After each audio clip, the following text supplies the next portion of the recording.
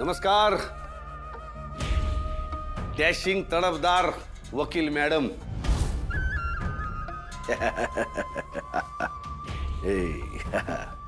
अरे वा, आम्हाला वाटलं आम्हीच लवकर सकाळी उठून कामाला लागतो, पण तुम्ही बी लागता की? तुम्ही इथे काय करताय? अहो सकाळी उठून नेहमीप्रमाणे देवदर्शन घेतलं आणि मग तुमचं दर्शन घेण्यासाठी पुन्हा गाठलं. कालिंदी मॅडम, तुम्ही एवढ्या मोठ्या वकिलीन बाई, तर तुमच्या ऑफिसची अवस्था बघून तुमची आर्थिक परिस्थिती काही चांगली दिसत नाही बा. हे 5 स्टार हॉटेल नाही आहे, ऑफिस आहे. आणि मेहनतीच्या पैशाने घेतलेलं ऑफिस ना, हे असंच दिसतं. काय झालं, आम्ही बरेच दिवस झाले आमची एक जुनी अत्तराची शिशी शोधत होतो बा, हे तुमच्याकडे आले म्हणे. आमचं ऐका, येत्या सुनावणीला ही केस बंद करून टाक. ते तुमचा बी फायदा आहे आणि आमचा बी फायदा आहे. आणि कसे उगाच केस हारलात, नाव तर खराब होईलच. आमच्यामुळे उगा तुमचा चाललेला संसार मोडून बसायचा. हो, तोंड सांभाळून बोला जालिंदर निंबाळकर. वाटलेच होत. हे इमानदार लोकांचा ना हाच एक प्रॉब्लेम असतो, त्यांना फायद्याच्या गोष्टी कळतच नाही. सतत सतत तोट्यात पडायचं असतं. समाजसेवेचा किडा चावलेला असतो, लोकांचं भलं करण्याची काट सुटलेली असते आणि हे सगळं करण्यात घरादाराचा विचारच करत नाही. आणि मग संसार तुटला तर रडत बसतात. हे बघा, अजून वेळ गेलेली नाहीये. नशिबानं तुमच्या पुढे एक संधी चालून आली. विचार करा. पुढे केसेस मिळालं नाही, खाणार काय? नाही, आम्ही आपलं तुमच्या काळजीपोटी तुमच्या पुढे मदतीचा हात द्यायला आलो. आता तो धरायचा का स्वतःच्या कर्मानं मरायचं तुम्ही ठरवा. मला ना वकिलींनी शिकवलं की जे काही लढायचंय ना, ते कोर्टातच लढायचं, युक्तिवादाने आणि पुराव्याने. पण तुमच्यासारखे लोक पाहिलं ना की मला असं वाटतं की तुमच्यासारख्या लोकांना तुमच्याच भाषेत उत्तर देता आलं पाहिजे. मी केस लढणार आहे आणि तुम्हाला आत्ताच सांगते, नाही तुम्हाला कोर्टासमोर मी माझ्याकडे मदतीची याचना करायला लावली ना, तर नाव नाही लावणार कालिंदी धर्माधिकारी. उठा, निघा आता.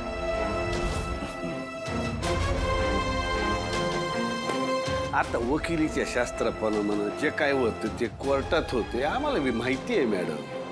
आम्ही आपलं तुम्हाला एक संधी द्यायला आलो होतो बा. कसे त्या सूर्यामुळे उगा तुमचं नुकसान व्हायला नको. राईट. आता तुम्हाला स्वतःला स्वतःच्या पायावर दोंडा पाडून घ्यायचं म्हणल्यावर आम्ही तरी काय बोलणार मला. चालते चालते, तुम्ही आम्हाला एक चॅलेंज दिला, आम्ही तुम्हाला एक चॅलेंज देतो. पोलीस, सूर्या, तुम्ही आणि कोर्ट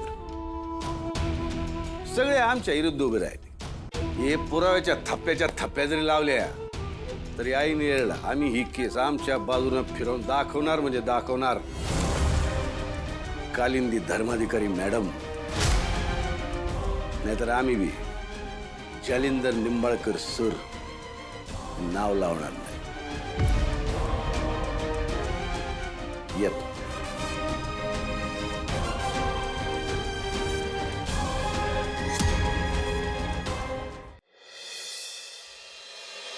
दादाने जोखीम घेतली खरी, पण डॅडींच्या घरात जाऊन त्यांची एखादी वस्तू आणणं हे काय सोपं नाही. तिकडे काय पण होऊ शकतं. राजू, असं नको बोलू. आपण ना सगळे चांगले विचार करूयात, म्हणजे दादासोबत सगळं चांगलं होईल. तेजू, समद्यांच्या ह्याच इच्छा आहेत त्या, पण मालकांचं काय सांगता येत नाही. मालक काय आता बेसावध राहणार नाही. त्यासनी चांगलं ठाव आहे की ही केस म्हणजे त्यांच्या जीवन मरणाचा प्रश्न आहे. त्याच्यामुळे सूर्याला समद व्यवस्थित काळजीपूर्वक करावं लागणार आहे. जरा जरी काय चूक झाली का नाही तरी बी सूर्यान तुळजा त्याच्या हाती लागायची शक्यता नाकारता येणार नाही. हे चुकून जर जालिंदरच्या तावडीत सापडली दोघं जण तर सगळं संपलं म्हणायचं. देवी आई आमच्यावर कृपा कर. सूर्य आणि तुळजा कुठल्या अडचणीत असतील तर त्यांना सोडीव. त्यांना संकटातून बाहेर काढ. दादा वहिनी आले. दादा बहिणी तुम्ही व्यवस्थित आहात ना? होय दादा काय झालं तिकडे? सापडलं का पंचा? होय एकच नंबर दादा. आता बघू डॅडींना कोण वाचवते ते. आता फक्त पंचा आणि शालेनाथ त्याच्या नखातले धागे जुळले पाहिजे.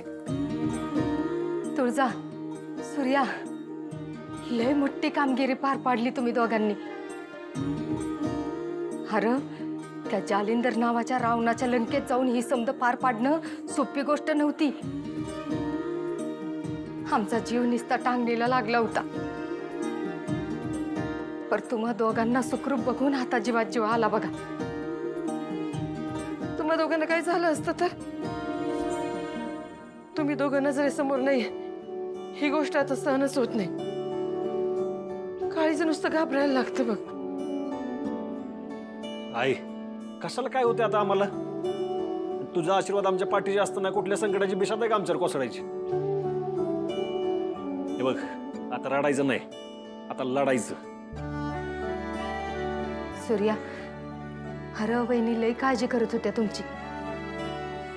आई आतापर्यंत आपण लय हाल बघलं, आता त्या जालिंदरचा हाल करायचं. त्याला त्याच्या सगळ्या गुणांची शिक्षा द्यायची. अगं त्याचा दिवस भरला आता आई, तू नको काळजी करूस. आणि दिव्या आहेच की आपल्या पाठीशी, तीच आपल्याला विजय मिळवून देईल बघ. आणि ही तर सुरुवात आहे, एक मार्ग मोकळा झाला. आता हळूहळू ना जालिंदरच्या सगळ्या नाड्या आवडू आपण. कोर्टाकडे पण त्याला तुरुंगात टाकल्याशिवाय पर्याय राहणार नाही. आई मी लवकरच शालनात त्याला न्याय मिळवून देईल बघ. आता सगळं चांगलं होणार.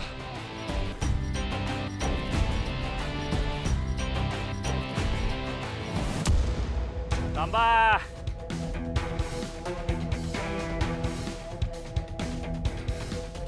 काय झालं साहेब? काय राहिलंय का? प्रभाकर राव, तुम्ही लय मोठं काम करायला चाललंय बरं का. काही झालं तरी ती भाग्य आपल्या ताब्यात आली पाहिजे. अहो पण ती पोरगी आमच्या बरोबर यायला नाही म्हणली तर? मग तुम्ही जगणार नाही. काय एक गोष्ट लक्षात ठेवायची, ती पोरगी म्हणजे आपल्यासाठी हुकमाचं पान आहे. आपण ते पान टाकलं की आपण जिंकलो म्हणून समजा. आपण नाही जिंकलो तर तुम्ही दोघं आयुष्यात न उठला म्हणून समजा. नाही नाही साहेब, आम्हाला मरायचं नाही साहेब. नाही ना, मग नीट काम करायचं. मी काय सांगतोय ना ते नीट ध्यानात घे. जर का ती पोरगी आपल्याकडे आली तर डॅडी केसमधनं बाहेर पडतील. मग डॅडींना वेळ मिळाला तर खेळ पण व्यवस्थित खेळतील ना डॅडी. ऐका नाही पाहिजे तेव्हा ते कसं पण स्वतःला वाचवू शकतात. हा तुम्हाला माहित असेल नसेल पण सांगतो, या सूर्याच्या बहिणीतनं सूर्यासाठी दुखरी बाजू. मग आता सांगा, जर त्या सूर्याच्या बहिणींना काय झालं तर तो सूर्य स्वतःचा जीव द्यायला पण कमी करणार नाही. म्हणजे बघा, जर भागू आपल्या ताब्यात आली तर सूर्या केस मागं घ्यायला पण कमी करणार नाही ना मला. पण साहेब आम्ही लाख प्रयत्न केले, पण बहीण आमच्या बरोबर आलीच नाही सूर्याची. तर म्हणजे बंदूक आहे ना.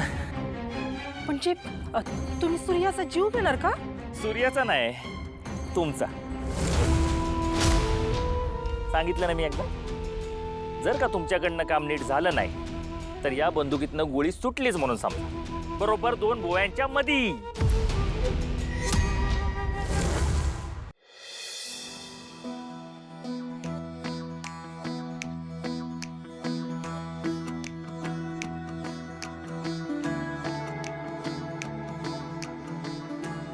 हे काय बॉक्स तर चांगला नवीन दिसतोय.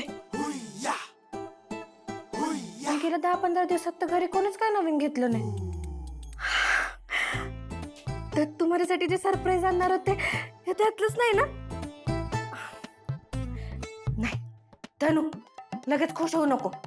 तसं बी यांनी माझ्यासाठी काहीतरी आणणं जरा अवघडच वाटतंय. खरंच माझ्यासाठी आणलं असेल का यांनी? काय करू? उघडू का? ह्यांना कळलं की मी बघितलंय तर उगा यांचं सरप्राईज मरेल. हा, एक काम करते, मी माझं बघून घेते आणि मग जिथं होतं तिथं ठेवून देते. यांना सांगायची गरज पण नाही पडणार.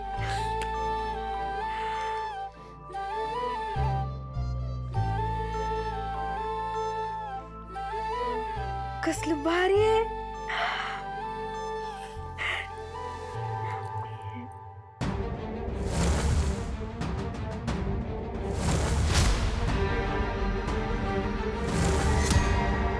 हळू जा आणि यश मिळवूनच या. तुम्ही सगळ्या माझ्या पाठीशी असताना मला यश मिळणार नाही असं होईल का कधी? नाही होणार आणि आम्ही ते होऊ पण देणार नाही. तू आमचा आधार आहेस दादा. आत्ता तुझी परिस्थिती जरा वाईट आहे म्हणून काळजी वाटते. नका काळजी करू, दिव्या आहे की पाठीशी, काय होणार नाही मला. या तुम्ही. तुझं आवरलं का? चला. चल बघूया. तेजू, बाळांची काळजी घे. हा,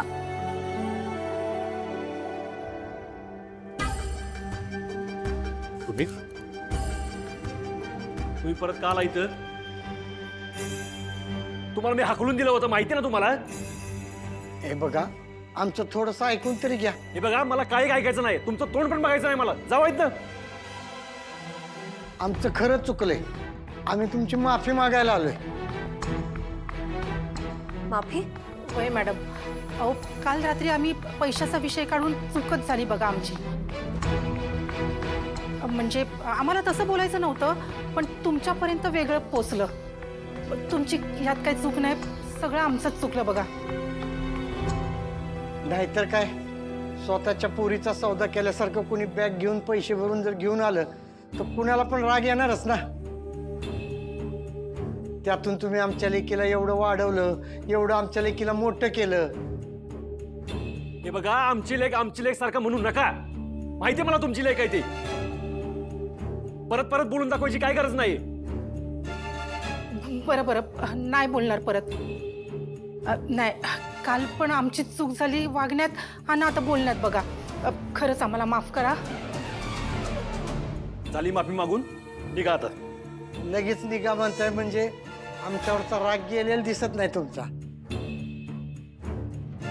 मला एक कळलं ना, काल तुम्ही जाताना कोर्टाची धमकी देऊन गेला होता आम्हाला, बरोबर? मग आता अचानक ताड्यावर कसे का आलाय? अहो, सांगितलं ना तुम्हाला, भल्या माणसाबरोबर चुकीचं वागल्याची जाणीव झाली आम्हाला. हे बघा, तुम्ही समजूतदार आहात. मग आता कोर्टात जाऊन काय मिळणार ना. आणि दुसरी गोष्ट म्हणजे काल रात्री आम्ही सहज तुमचं मन बघत होतो की आमच्या लेकीला तुम्ही मनापासून सांभाळलाय का स्वार्थासाठी मोठं केलंय. फक्त एवढंच म्हणून. आणि आमच्या लेकीला लय जीव लावलाय तुम्ही, हे बघितलं आम्ही. पैशा मागे धावणारे लोक नाहीत तुम्ही. सूर्यकांतराव, अहो शाण्यानं कोर्टाची पायरी चढू नये म्हणतात, तेच बरोबर आहे. त्यातून तुम्ही आम्ही सरळ मार्गी माणसं. हे बघा, तुम्ही माझ्या लेकीवर चांगले संस्कार केले असणार यात वादच नाही. तुम्ही तिला शाळा शिकवलं, मोठं केलं, अजून काय पाहिजे ना. हे बघा, तुम्ही तिचं वर्तमान सुखी केलं. आता आम्हाला तिचे आईबाप म्हणून तिचं भविष्य सुधारायचंय. हे बघा, मला जे काय सांगायचंय ते काल रात्री तुम्हाला सांगून झालंय. तसं नाही. हे बघा, आम्हाला तुम्हाला काहीतरी दाखवायचंय.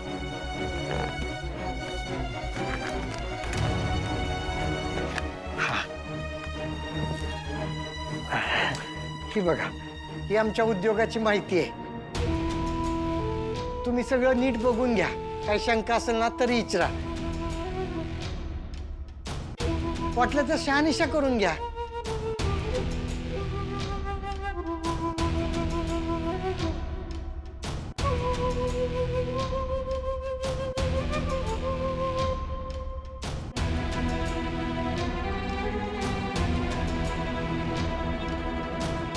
पण मला एक गोष्ट कळली नाही, ह्याचा आणि भागूच्या भविष्याचा काय संबंध? अहो संबंध नाही कसा मॅडम. अहो आम्ही भाग्याची नीट काळजी घेऊ ही खात्री पटल्यावरच तिला आमच्या बरोबर पाठवाल ना. आणि हे बघा, आम्हाला ना दुसरं मूल बाळ नाही. हे सगळं उद्या भाग्याचंच होणार आहे ना. आम्ही आजपर्यंत जे काय कमवलं ते जर आमच्या लेकीला देऊ नाही शकलो तर मग त्याला काय अर्थ आहे ना. हे बघा, आता आमची एकच इच्छा आहे, आमची मुलगी आता आमच्या बरोबर असावी. आजपर्यंत तिचे आईबाप म्हणून आम्ही अपयशी ठरलोय, पण इथून पुढं तिच्या शिक्षणाचं, तिच्या भविष्याची तरतूद आम्हाला करायची, तिची जबाबदारी आम्हाला घ्यायची. भागू भागू बाळा ये ते ये आईजवळ ये. हे बघ भागू, अगं आमचा तुझ्यावर जीव नाही असं समजू नकोस. तेव्हा अगं आमची परिस्थिती वाईटच होती बघ. हा ना, आमच्या बरोबर तुझे हाल होऊ नयेत म्हणून हे सगळं केलं. पण बाळा, आता परिस्थिती बदलली आहे आमची. होय, आता आम्ही जगातली सगळी सुख देऊ तुला. बाळा, तू आमच्या बरोबर चल. अगं स्वतःच्या हक्काच्या आई वडिलांबरोबर राहा. हे बघ, या सगळ्या लोकांवर आम्हाला कोर्ट कचेरी केस नाही करायची. तू जर का आमच्या बरोबर आलीस ना तर मग हे काहीच करावं लागणार नाही. आणि हा, तुला जेव्हा केव्हा इथं यावंसं वाटेल ना तेव्हा आपण इथं येऊ. आम्हाला तुला या घरापासून तोडायचं नाही. मग काय ठरलं बाळा, तू येशील ना आमच्या बरोबर? अहो तुम्हाला कसं कळत नाही, ती लहान आहे अजून, जरा तिला वेळ द्या ना. अहो एवढा मोठा निर्णय घ्यायची तिच्यावर कधीच वेळ आली नाही, त्यामुळे ती घाबरली आहे, तिला काही सुचत नाही. हे बघा, तिला ज्यावेळी वाटेल ना तेव्हा ती योग्य ते निर्णय घेईल. तुम्ही आता तिला घेऊन जाण्यासाठी तिच्यावर नका दबाव टाकू. मी हात जोडतो तुमच्या समोर, ऐका माझं.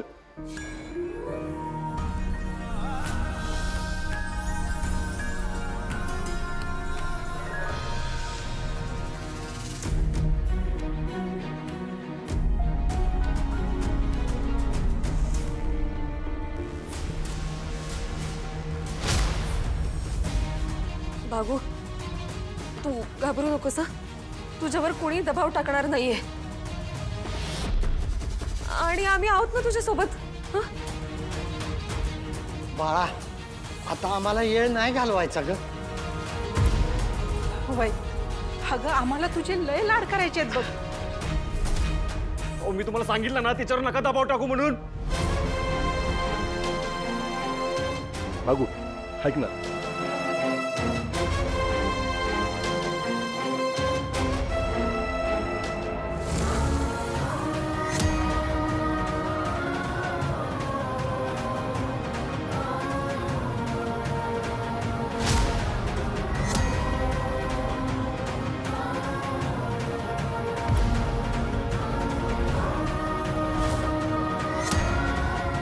हेच जर माझे आई वडील असतील तर मी यांच्यासोबत जायला तयार आहे.